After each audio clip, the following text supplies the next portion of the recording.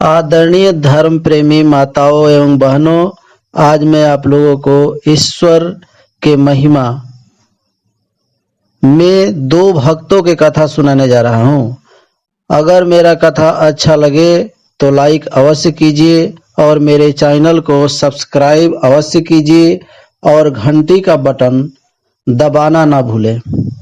चलिए कथा का शुरुआत करते हैं। एक समय की बात है, नारद जी तीनों लोकों में भ्रमण करते हुए मृतलोक में आए। वहां एक भक्त को जो अंडी के पेड़ के नीचे तपस्या कर रहा था, उसके पास गए। नारद जी को देखकर भक्त ने प्रणाम किया और बोला, नारद बाबा, आप भगवान के पास जाते हैं? नारद जी बोले, हाँ जरूर जाते हैं। भक्त बोला, तो ठीक है, एक संदेश हमारा भी बता दीजिएगा। नारद जी बोले कि बोल दो। भक्त बोला, यही पूछ लीजिएगा कि हम जो तपस्या कर रहे हैं तो फिर भगवान का दर्शन हमें कब मिलेगा? नारद जी बोले, ठीक है। नारद जी वहां से आगे बढ़ गए। चलते चलते कुछ दूर जाने के बाद एक पीपल के वृक्ष के नीचे एक तपस्वी तपस्या कर रहा था।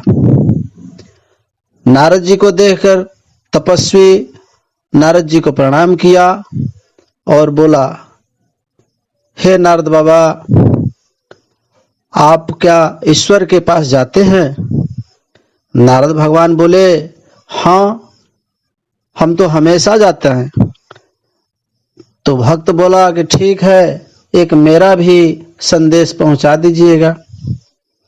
नारद जी बोले, ठीक है।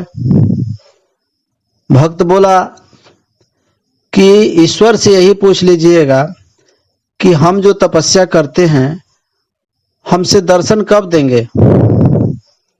नारद जी बोले, ठीक है। नारद जी वहां से चले गए। कुछ दिन के बाद जो है, नारद जी भगवान के पास जाते हैं। भगवान पूछे, नारद जी मृतलोक का समाचार बताइए, कैसा है?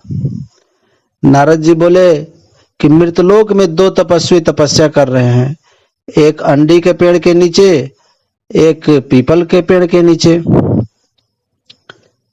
अंडी के पेड़ के नीचे जो तपस्वी तपस्या कर रहा है, उसका संदेश है कि भगवान से कब भेंट होगा, और पीपल के पेड़ के नीचे जो तपस्वी तपस्या कर रहा है, उसका भी यही संदेश है कि भगवान से कब भेंट होगा। भगवान बोले, ठीक है। अंडी गाछ के नीचे जो तपस्वी तपस्या कर रहा है, उसको बोल दीजिएगा कि अंडी गाछ में जितना पत्ता है उतने साल के बाद भगवान से भेंट होगा। और पीपल के पेड़ के नीचे जो तपस्वी तपस्या कर रहा है, उसको बोल दीजिएगा कि पीपल के पेड़ में जितना पत्ता है उतने साल के बाद भगवान से भेंट होगा। नारद जी बोले, ठीक है। कुछ दिन के बाद जो है, घूमते घूमते नारद जी अंडी गाछ वाला तपस्वी के पास पहुंच गए। अंडी गाछ वाला तपस्वी नारद जी को देखकर प्रणाम किया और बोला, नारद बाबा, बताइए क्या संदेश लाए हैं?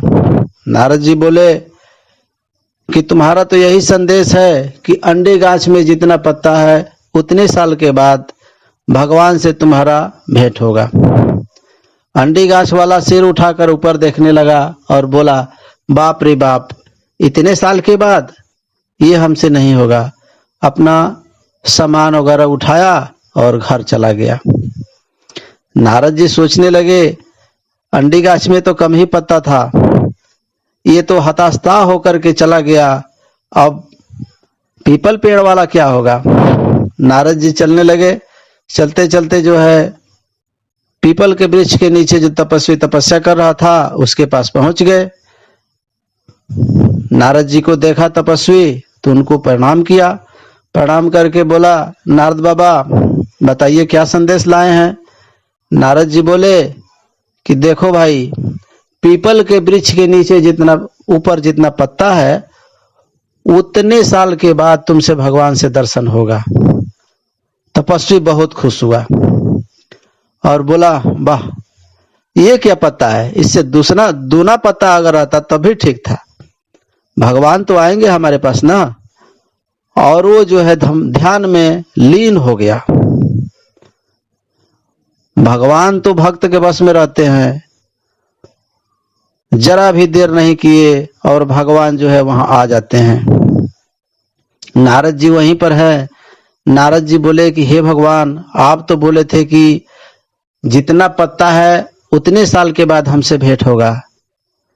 भगवान जो है हंसने लगे और बोले कि नारद जी देखिए तो जरा, पीपल के पेड़ में क्या पत्ता है क्या? नारद जी देखे तो एक भी पत्ता नहीं था। भगवान तो भक्त का परीक्षा लेते हैं। उनको क्या है? भक्ति, ईश्वर पर पूरा भरोसा और प्रेम, भक्ति अगर आपके पास है तो भगवान तो आपके पास में ही हैं, आने में देर नहीं करेंगे। और भक्त को बोलने लगे, हे भक्त, हम तुम पर बहुत खुश हैं, आंखें खोलो। और भक्त को दर्शन दे दिए और उनको आशीर्वाद दिए। तो साथियों, अगर भक्ति करना है तो ईश्वर में प्रेम रखना पड़ेगा और विश्वास रखना पड़ेगा। अगर आपको मेरी ये कथा अच्छी लगी हो तो कमेंट में ज़रूर बताइएगा और मेरी वीडियो को लाइक भी अवश्य कीजिएगा और मेरे चैनल को सब्सक्राइब करके घंटी को दबाना ना भूलें।